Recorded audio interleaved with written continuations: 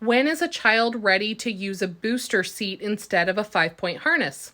Hi, my name is Emily. I'm a certified child passenger safety technician, and I just made that switch with my youngest child this weekend. Let's talk about it. I'm also a homeschooling mom, so welcome to my whiteboard. When we talk about booster readiness, there are two things we need to look at: their physical size and their developmental maturity. That maturity is the key to using a booster safely.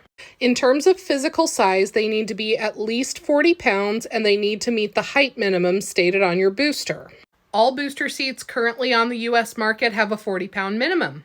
But in addition to that physical size, there is a big and here.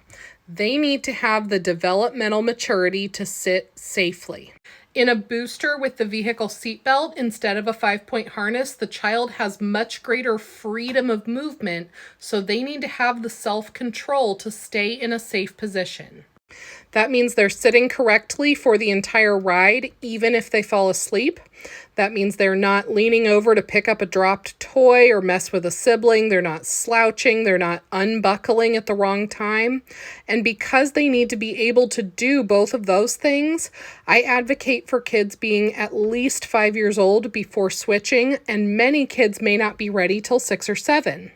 Even though a state's legal minimum age may be lower, and the label on the side of a booster seat typically says at least 4 years old, I advocate for at least 5, if not closer to 6 or 7, because 3 and 4 and many 5-year-olds simply don't have the developmental maturity and the self-control to sit safely in a booster yet.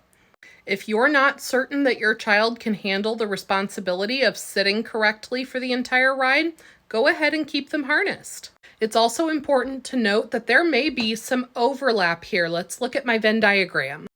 Many kids do go through an in-between or overlap stage where they still fit in a harness, but they are also booster ready. That overlap stage is where my youngest has been sitting for a while. And you might be wondering, should I keep them in the harness as long as they fit and wait till they absolutely max it out? Or can I go ahead and switch them as soon as they are both physically and developmentally ready for it? And the answer to that is your call to make as the parent. During that overlap stage, there is more than one safe way for that child to ride.